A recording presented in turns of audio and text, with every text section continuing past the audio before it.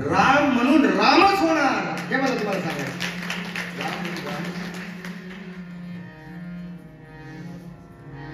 राम म्हणून राम न म्हणता काय होणार हे मी आता नाही सांगणार.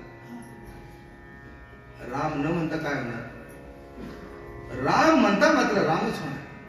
म्हणून अयोध्येत आलो ना आपण, 7 दिवस आपल्याला फक्त राम म्हणायचं.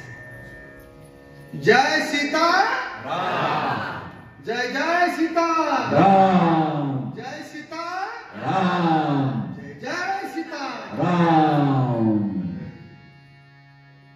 राम असं गोड करायचं, गोड. राम नंतर गोड वाटतो.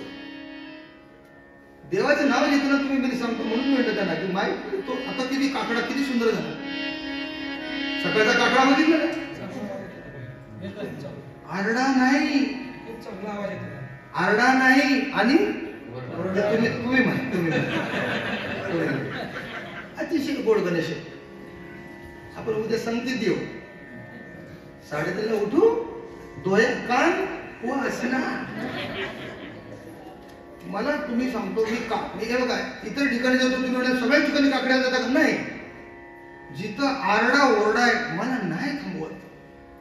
पण आपल्या सत्संगामध्ये जो काकडा होता अतिशय हळूवारपणे शांतपणे 3-4 कार्यक्रमात अतिशय सुंदर काकडा. मला असं वाटतं कधी एकदा माझी कथा संपते, कधी एकदा दिवस संपतो, कधी मी सकाळी काकड्याला येतो असं मला वाटतं. राम म्हणता रामची होईये पदी बैसोनी पदवी. गंगेच्या उत्तरेस असलेल्या कौशल देशाची ही राजधानी आहे या अयोध्या. म्हणजे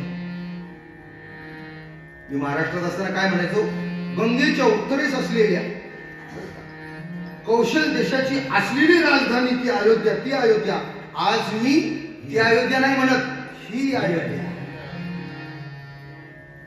बहुत सुकृताची अतिशय सुंदर अशी ही अयोध्या की अजून आपण पाहिली नाही. रात्री अंधारात आलो, अंधारात जेवलो, अंधारात कुठेतरी राहिलो आणि अंधारात उठून इथं कथेला आलो. कथा संपल्यानंतर आता अशी असलेली अति सुंदर नयनरम्य अतिशय भक्कम आणि अतिशय डोळ्यातून अश्रू काढणारी अयोध्या नगरी आपल्याला पाहायची आजपासून. मी तुम्हाला खरं सांगू, जर आपण अयोध्येला आलोत ना तर अयोध्येमध्ये गणेश 32 ठिकाण असे आहेत की ते आपण पाहायला पाहिजे. किती ठिकाण आहेत? त्या 32 ठिकाणांमधली 2-2 ठिकाणं जरी आपण रोज केली ना तरी 32 ठिकाणं होतील का?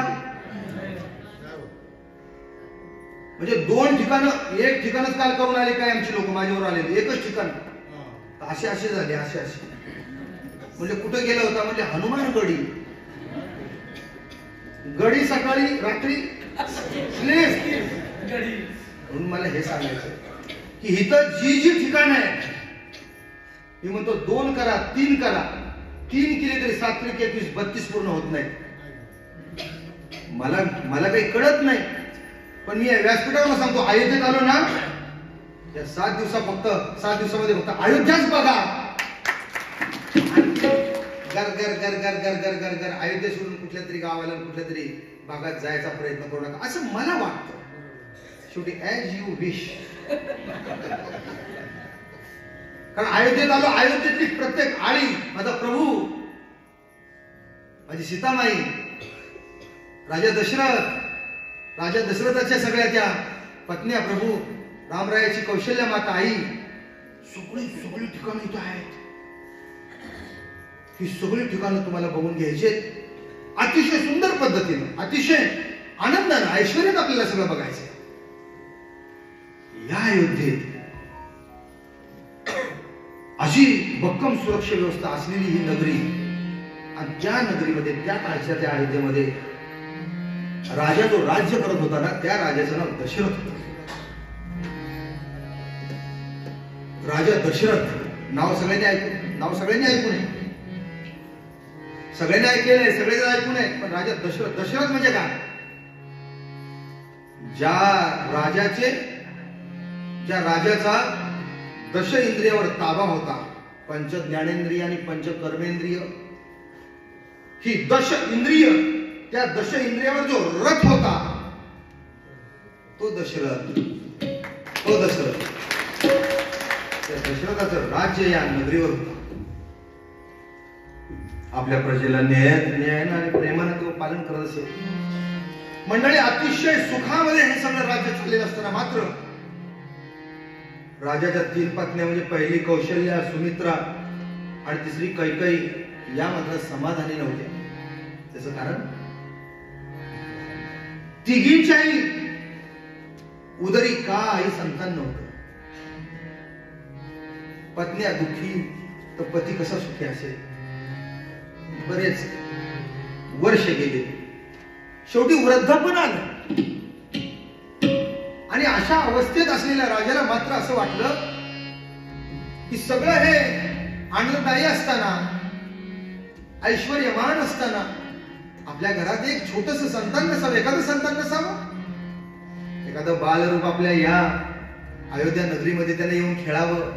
राजाला, तिने राण्यांना असं सतत वाटत असे. एक लक्षात ठेवा, जेव्हा असं कुणाला तरी काहीतरी आपल्या जीवनामध्ये जेव्हा नसतं ना, तेव्हा किती काय असलं तरी त्याला असं वाटतं की हे जीवन असलं काय नसलं काय. राजाने विचार केला आणि असाच विचार करून एक दिवशी म्हणाला, आता जरा शिकारीवरच जाऊ. शेवटी पत्न्या दुःखी घरामध्ये, आपल्या राजवाड्यामध्ये त्रिभुवनाचा राजा होता, इंद्राला ज्याने जिंकलं होतं, राजा दशरथाने. मंडळी, शेवटी तो जंगलात गेला शिकारीसाठी आणि अनेक वेळा शिकारीला गेल्यानंतर एक वेळेला असं झालं की त्या शिकारीला आपलं सावज टिपण्यासाठी एका डोलीमध्ये बसला होता. दुपारची उन्हाची वेळ होती, पण ती डोली म्हणजे ती वृक्षाची पानं एवढी गरज होती की ज्या डोलीमध्ये त्या वृक्षाच्या बसलेला होता त्या डोलीतनं त्याला बाहेर काही दिसत नव्हतं. त्याच डोलीच्या बाजूला एक सुंदर पाण्याचं तळं होतं आणि त्या तळ्यावर त्या पाण्याच्या या जंगलातले काही पशु प्राणी येतील आणि ते पाणी पितील आणि जे पाणी प्यायला येतील त्यांच्यावर मी काय करेन, नेम धरून बाण सोडेन आणि मी एक शिकार करेन. असं म्हणून तो राजा डोलीत बसलेला असताना त्याच बाजूनं मजल दर मजल करत श्रावण नावाचा एक मातृभक्त, पितृभक्त आपल्या खांद्यावर कावड घेऊन आईवडिलांना त्या कावडीत बसवून, बाबा तुम्ही आंधळे आहात, आई तुम्ही दोघंही अंध आहात, तुम्ही वृद्ध आहात, तुमचा अंधत्वात संबंध आयुष्य गेलं, आता या उतरत्या वयामध्ये तुम्हाला कुठेतरी काशीला घेऊन जावं, तीर्थयात्रा करावी असं माझ्या मनात येतं. आणि म्हणून श्रावण बाळ आपल्या आईवडिलांना, अरे बाळा कसं नेणार तू आम्हाला. आई बाबा तुम्ही काळजी करू नका, मी कावड बनवेन आणि त्या कावडीत तुम्हाला बसवेन आणि ती कावड मी माझ्या खांद्यावर घेऊन मी काशीला जाईल. मजल दर मजल करू लागला हा श्रावण बाळ. आई वडिलांना तहान लागते आणि मग आई म्हणते, बाळा थकला असेल ना रे, आम्हाला पण तहान लागली, जरी तो कुठं पाणी मिळालं ना तर बरं होईल, जर पाणी घेऊन ये. आणि श्रावण चालत चालत आईबाबांना पाणी दे, कुठं कंदमुळं दे, कुठं फळं दे, काय जे मिळेल ते दे, रस्त्यानं चालत जी सेवा करता येईल ती करत करत करत चाललेलं असताना शेवटी पाणी द्यायचं म्हणून कुठल्या तरी एखाद्या चांगल्या सावलीदार वृक्षाच्या खाली आणली, कावड तर ठेवली आणि त्या छायेमध्ये, त्या सावलीमध्ये कावड ठेवून आईबाबांना सांगितलं, मी आता कमंडलू घेऊन तुम्हाला पाणी घेऊन येतो भरून आणतो. अशी मोठी आपल्याला आपल्या भाषेत कळशी अशी श्रावणाने घेतली आणि परिसरामध्ये पाणी शोधायला लागलं. आईवडिलांना वाटायला लागलं की आता हे एवढं उन्हात तानात कुठं शोधणार पाणी, कधी मिळणार. मनामध्ये विचार होता, आम्हाला इथं ठेवलं आणि एकटाच गेला. श्रावण पण मोठ्या आत्मीयतेनं पाणी शोधत होता. माझ्या आईला, माझ्या वडिलांना काही करून लगोलग पाणी मिळेल तर बरं आहे, ताणलेले आहेत. आणि असं झपझप पावलं टाकत समोर त्याला गर्द हिरवगार रान दिसलं, झाडे दिसले. नक्की त्या गर्द अशा असलेल्या झाडीच्या ठिकाणी पाणी असेल. आणि तिथे गेल्यानंतर पाहतो तर असं सुंदर असं छोटस तळ होतं, स्वच्छ असं छानपैकी त्या तळ्यात पाणी होतं. झप झप झप पावलं टाकत गेलेला श्रावण, त्या पावलांचे आवाज राजा दशरथाच्या कानावर पडले. डोलीमध्ये राजा दशरथ बसला होता, धनुष्याला बाण लावला होता आणि आवाजाच्या दिशेनं, दिसत काहीच नव्हतं, आवाजाच्या दिशेनं बुडबुड बुडबुड असा त्या घागरीचा आवाज झाला. आणि बुडबुड झालेल्या आवाजाच्या दिशेनं बरोबर नेम धरून राजा दशरथानं हातातला धनुष्याला लावलेला बाण सोडला आणि बाण सो सो सो करत गेला मंडळी. आणि बरोबर श्रावण जो कळशी बुडवत होता ना, त्या कळशी बुडवणाऱ्या श्रावणाच्या बरोबर इथं हृदयात, इथं छातीला लागला. आणि छातीला लागलेला तो बाण श्रावणाच्या मुखामध्ये राम असा भगवंताचा नामाचा आवाज आला. राम. आई ग, आईची आठवण आली. तो बाण धरला आणि राम आणि आई ग म्हटल्या बरोबर दशरथ राजेंच्या डोलीतून उडी टाकली, गावात पळत आला. श्रावणात बघतो तर एक असा सुंदर सुकुमार असा तरुण त्यांना बाण मुलगा माझ्या बाणानं विवळ होऊन पडलेला आहे, रक्ताच्या थोड्यात. श्रावणाचे डोळे उघडे, हातामध्ये कमंडलू आहे, तो अर्धा पाण्याने भरलेला आहे मंडळी.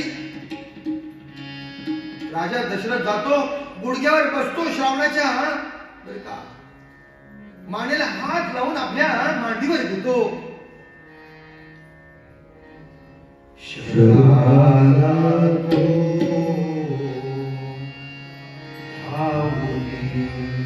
आला काळ, विवळला श्रावण काळ. आई गे दीर्घ पोरोनी हात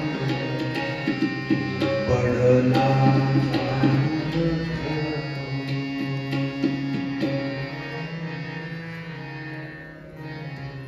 आणि अशा अवस्थेत त्या राजानं शिवानी ऐकून त्या श्रावणाला आपल्या मांडीवर घेतलं आणि त्या राजाच्या हृदयाचं पाणी झालं. हे राजाच्या श्रवणी करुणावाणी, हृदयाचे झाले पाणी. त्या ब्राह्मण पुत्रा बघुनी शोकाकुल झाला नुमनी.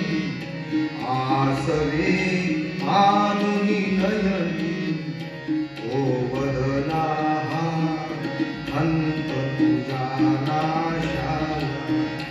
मी पापी कारण माला, मग कळवळुनी कृपास बोले बाळ. शिकूनी साधनी मम म्हातारे माय पापताने.